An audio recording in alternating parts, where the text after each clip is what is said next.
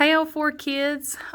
Miss Pam here with Ellie and Hayley and Mr. Jeremy back with another lesson for y'all today on Jesus walking on the water and also a lesson on faith. So listen up to today's Bible lesson. It's coming from Matthew 14:22 through 23. So if you want to grab your Bibles, that'll be great to follow along.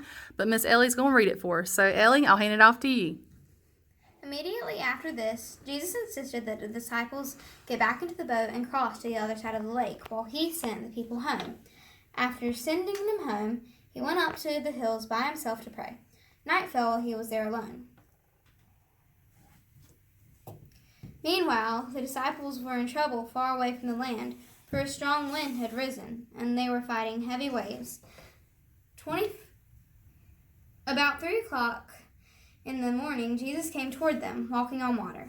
When the disciples saw him walking on the water, they were terrified. In their fear, they cried out, "It's a ghost!" But Jesus spoke to them at once. "Don't be afraid," he said. "Take courage. I am here." Then Peter called to him, "Lord, if it's really you, tell me to come to you, walking on water." "Yes, come," Jesus said. So Peter went over to the side of the boat and walked on the water toward Jesus. But when he saw the strong wind and the waves, he was terrified and began to sink. "Save me, Lord," he shouted. Jesus immediately reached out and grabbed him. "You have so little faith," Jesus said. "Why did you doubt me?" Then they climbed back into the boat. The wind stopped. Then the disciples worshipped him. "You are really the Son of God," they exclaimed. Okay, I'm going to ask you a simple question. Can you walk on water? Of course not. But sometimes, even things that are impossible to do become possible with little faith. So here we go, our object lesson on faith. We need a glass or bowl of water and a box of paper clips. Okay, now try floating a paper clip on the water.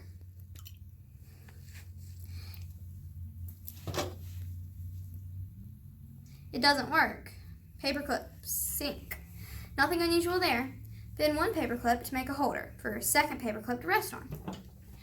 Place the second paperclip flat on the paperclip holder and gently submerge the paperclips into the water. This time, the unbent paperclip will actually float on the surface of the water.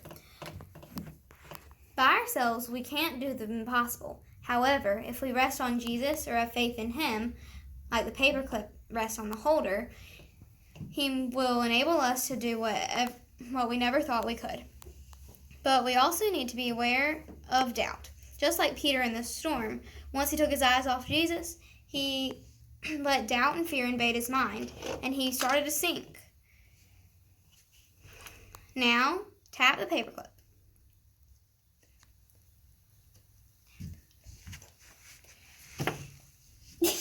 It's stuck, and it'll start to sink. Jesus promises that even with faith the size of a mustard seed, we can move mountains. But if doubt crowds out our faith, we'll just start to sink like Peter did. We need to guard our hearts against doubting Jesus' power.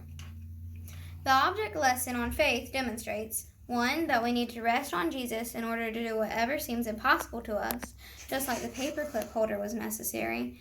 2, that doubt will cause us to falter, just like the dish detergent causes the floating paper clips to sink.